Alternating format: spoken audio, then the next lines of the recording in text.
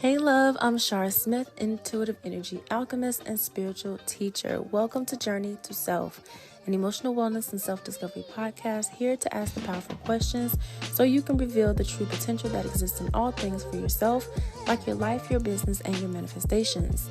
Journey to Self is your reliable resource for learning how to adapt and overcome. Each episode, we cover topics that allow you to hold space for yourself and pay attention to where your thoughts are building momentum. This is so you can take control and transmute the energies of stress, anxiety, and even burnout and begin to create a happy, healthy, and balanced life.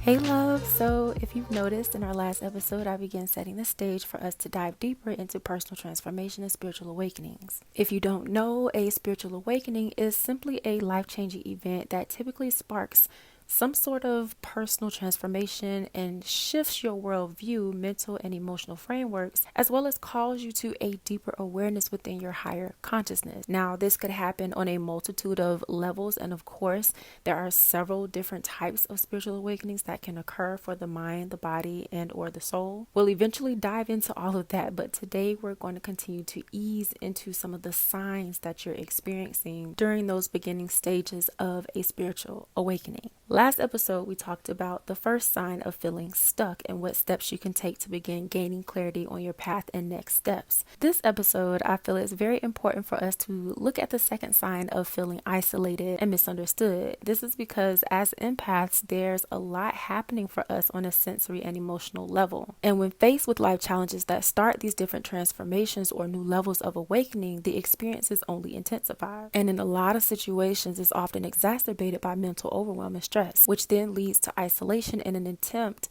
to protect your energy, right? So what you need to know and understand is that isolation, while helpful at times, can also be detrimental to your well-being as an empath, specifically if you don't know how to navigate emotional overload and distinguish your thoughts and emotions from others. Now, my intention today is simply that by the end of this episode, you will have the confidence and peace of mind to be able to express yourself without the fear of being misunderstood. This is about you being able to set the necessary healthy boundaries and being able to process the emotional shifts so that you can uncover the deeper lessons that they hold and protect your energy as necessary without having to isolate all the time. Okay, so let's go ahead and dive in. The word misunderstood means to incorrectly interpret or understand something. This could be a person, a situation, an exchange of words, etc. The simplest solution to feeling misunderstood is actually self-expression. Self-expression means to make your feelings, your thoughts, and your ideas known. Now, while we typically associate making our feelings, thoughts, or ideas known to others,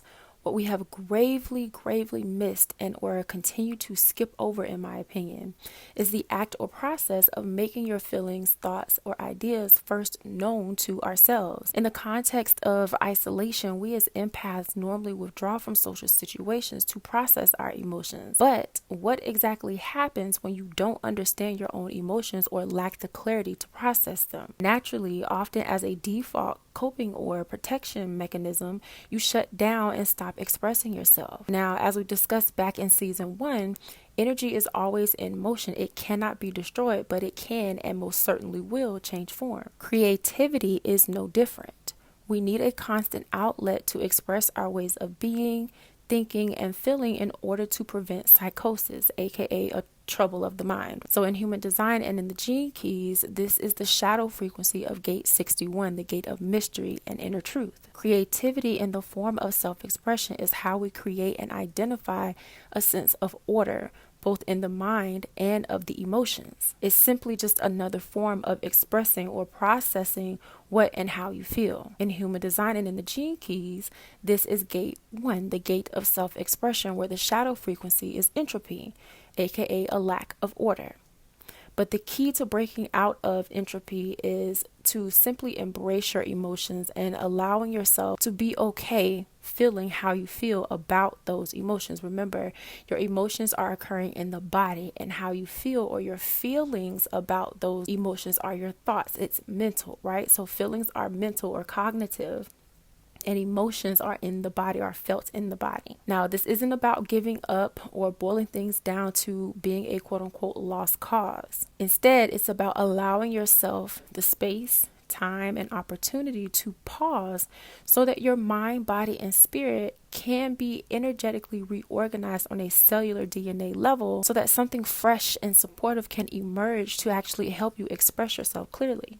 But all of this can be difficult to do when you feel emotional overload, unsure of your own feelings or where your own feelings end and someone else's begin, right? Or you're struggling to set different boundaries or feeling drained and exhausted, etc., etc. The other side to this coin is feeling comfortable being true to yourself without needing to please everyone, aka authentic self-expression. Now, in human design and in the gene keys, this is the energy of gate 8, regardless of if you have these energies active in your human design chart or not. There is wisdom to be gained from their insights. Gate 8 is specifically the energy of contribution. It's talking about the energy for authenticity within your self-expression, meaning that the lens through which you are expressing yourself is authentic specifically to you and isn't contingent on a particular situation, person, place, or thing. My point is, if you don't take the time to know yourself and understand what your specific energy says about what you need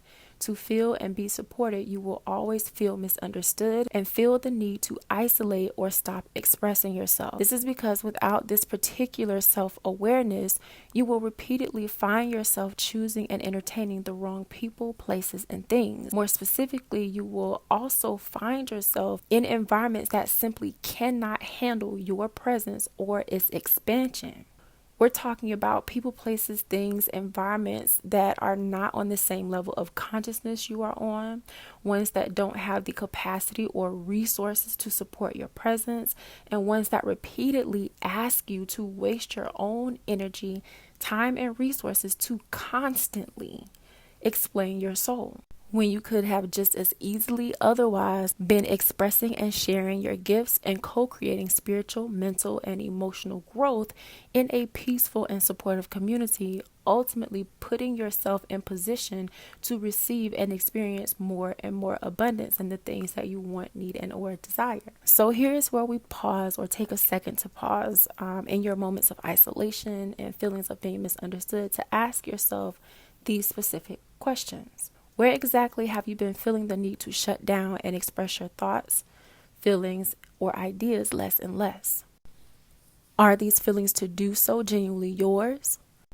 Or have they been projected onto you and are actually someone else's thoughts or opinions about how you should feel, what you should or shouldn't do, or be capable of? What opportunity for creativity, big or small, may you have missed, ignored, or flat out declined? What was your reason for doing so? Is that reason your own, or is it someone else's expectation or projection of you?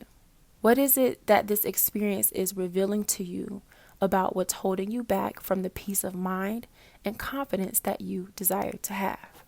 For more practical guidance and support on your own personal transformation and spiritual awakening, grab the Focus and Flow experience. This clarity and decision-making tool will help you do things like navigate emotional overload, distinguish your feelings and emotions from others, gain clarity on your path and next steps, set healthy boundaries to protect your energy, and be able to process your emotional shifts so that you can uncover the deeper lessons like we did today and actually begin to have peace of mind about who you are, what you feel, why you feel those things, and how you want to go about expressing yourself authentically without feeling misunderstood, okay? You can grab the Focus and Flow experience using the link below in the show notes. If you're listening over on YouTube, the link is available for you in the description box below. All right, love, I will see you in the next episode. Bye. Thanks so much for listening to Journey to Self, your number one resource for emotional wellness and self-discovery, helping you learn how to adapt and overcome. Scroll down, press play, and meet me in the next episode. Bye, love.